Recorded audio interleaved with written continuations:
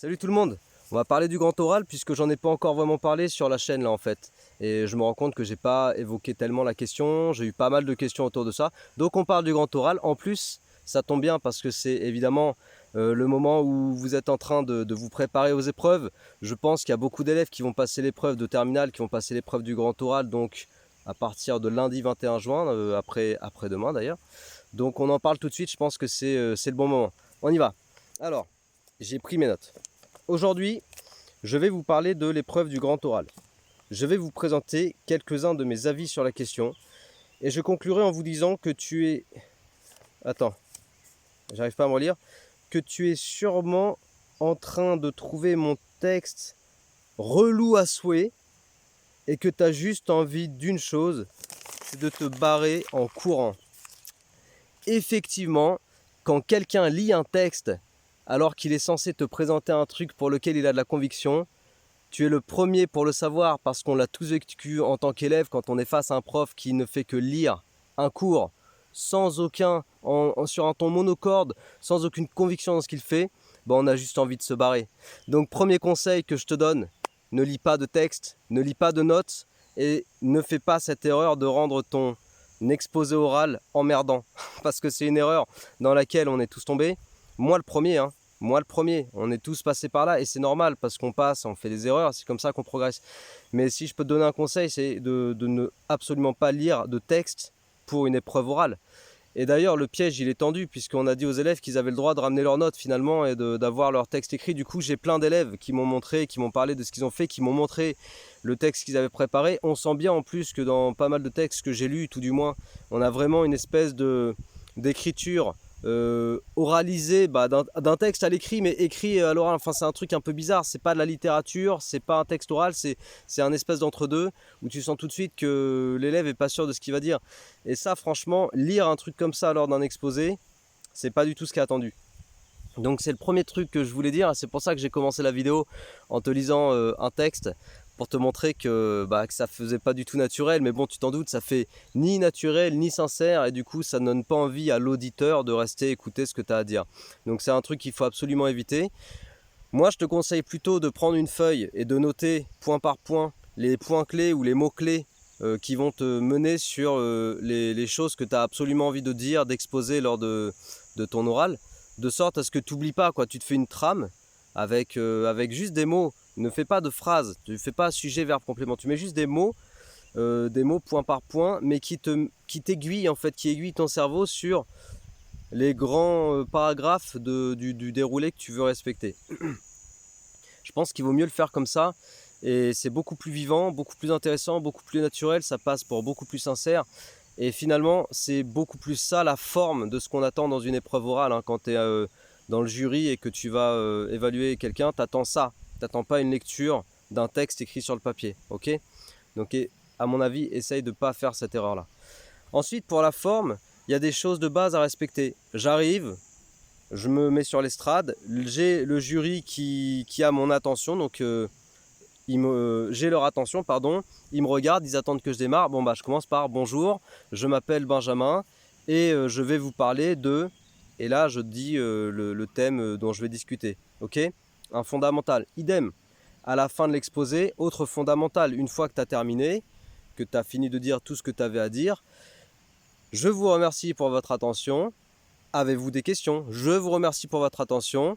Place à vos questions. Tu vois, quelque chose comme ça qui donne de l'élan, qui donne une belle forme et qui fait une ponctuation, tu vois, c'est comme commencer une phrase par une majuscule et la finir par un point. C'est des trucs, des fondamentaux. Si tu ne le fais pas, on sent qu'il manque quelque chose.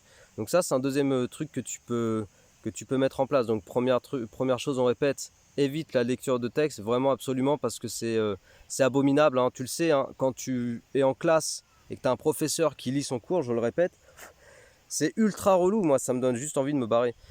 Deuxième chose, tu dis bonjour en arrivant et tu te présentes et tu donnes le thème de ce que tu as présenté. Et puis ensuite tu dis au revoir et puis tu demandes si les personnes ont des questions. Ça c'est une structure de base que tout le monde respecte dans les conférences en général. Demande toujours à ton auditoire s'ils ont des questions. C'est très important. Ça fait propre. Ensuite, qu'est-ce qu'on va dire d'autre ?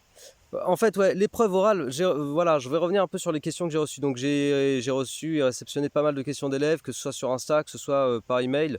Des élèves que je connais, des élèves qui sont juste abonnés à la chaîne, qui me suivent, des élèves qui me contactent pour la première fois et qui s'abonnent à mon Insta et qui me posent tout de suite derrière une question sur le grand oral. Bon, là, c'est un peu lourdingue comme attitude, mais c'est pas grave, c'est ok.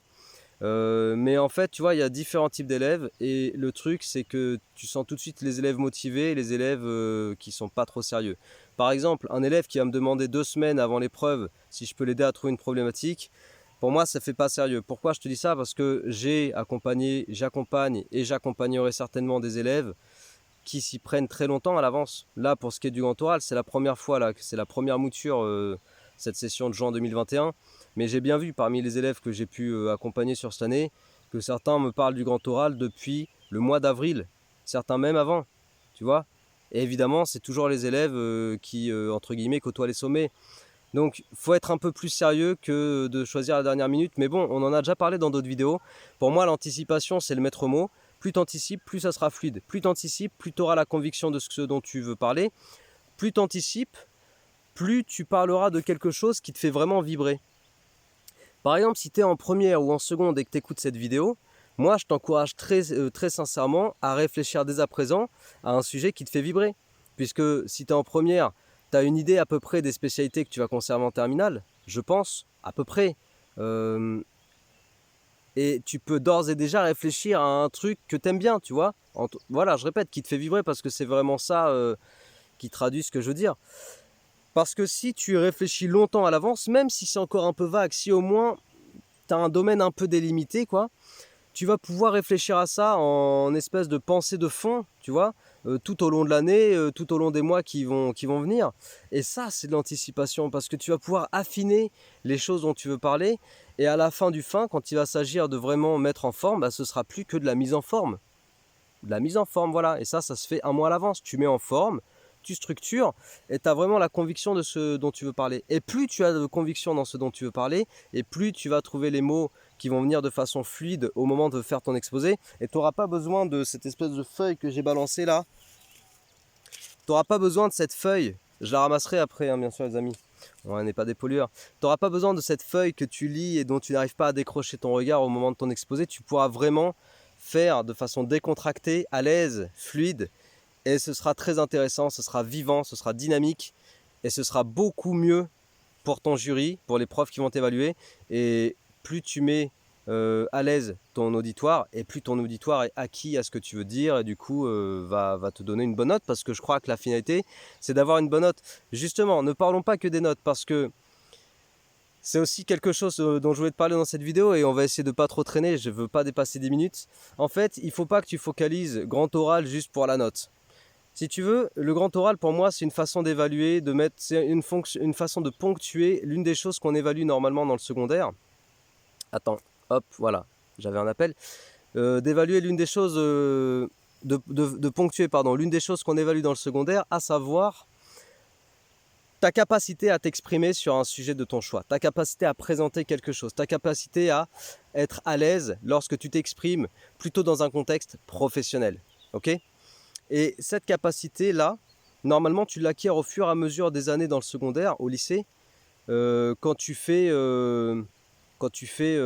comment dire, des exposés, les TPE, quand tu présentes quelque chose. Et ça n'a pas pu être évalué malheureusement sur les dernières années à cause de toute la situation sanitaire. Et c'est un manque, donc c'est quelque chose qui va te manquer, mais un manque, ça peut toujours se combler.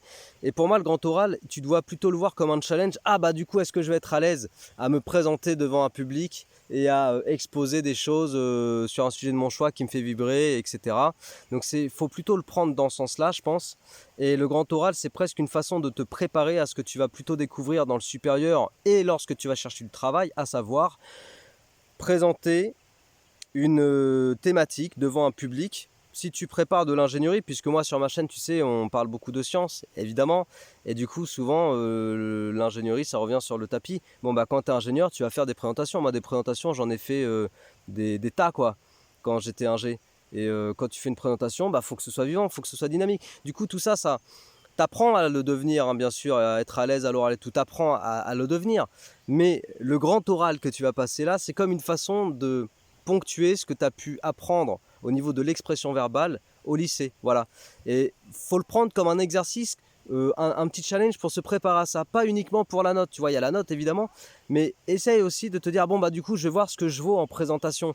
Et encore une fois, si tu fais l'exercice en étant les yeux rivés sur ton papier, bah, tu ne pourras pas véritablement voir ce que tu vaux dans l'expression orale. Et c'est autre chose hein, d'être à l'aise avec ses potes dans la cour de récré ou en soirée, ou d'être à l'aise face à un public sur une thématique, on va dire, plutôt technique, plutôt voilà, entre guillemets, liée à une tâche intellectuelle. C'est vraiment deux choses différentes. Donc ne considère pas que si tu es à l'aise avec tes potes, tu seras à l'aise devant un jury. C'est pas la même chose. Donc c'est assez intéressant de le faire comme un exercice d'entraînement, parce que si on fait juste le parallèle pour finir avec ce que tu fais quand tu te présentes pour un boulot et que tu vas par exemple au moment du recrutement ou devant le recruteur présenter tes stages, présenter tes spécialités pour expliquer pourquoi tu es la personne pertinente pour tel ou tel emploi, et ben en fait on est exactement dans ce type d'exercice, tu vois. Et plus tu es à l'aise, plus tu es fluide, plus tu es dynamique, plus tu es souriant, plus tu es avec la forme et le fond, et plus le poste il sera pour toi. Tu vois ce que je veux dire? Donc voilà, je voulais vraiment faire le rapprochement pour pas parler que du grand oral au niveau, bah voilà, pour avoir une bonne note, il faut que, je voulais que tu aies une vision plus large. Pour moi, c'est ultra important d'être à l'aise, tant pour le domaine professionnel que la vie familiale, personnelle et la vie en général. Être à l'aise à l'oral, c'est très important parce que tu en auras tout le temps besoin, véritablement, ça change tout dans la vie. Donc voilà les amis, ce dont je voulais parler. J'espère que cette petite vidéo a été plaisante pour toi, pour vous. Si tu es en première encore une fois ou en seconde et que tu regardes cette vidéo, bah, profite-en pour mettre en place des choses et anticiper. Et dernière chose avant de finir, avant le début du mois de juillet, je vais essayer de faire une toute petite série vidéo où je vais parler de petites choses à mettre en place pour tes vacances d'été. Si tu veux effectuer une tâche de fond de façon à avoir, de meilleures compétences à la rentrée prochaine. Ok, c'est tout les amis, prenez soin de vous et bon courage pour ceux qui vont passer le grand oral, bonne réussite et on se dit à la prochaine. Ok, allez, ciao.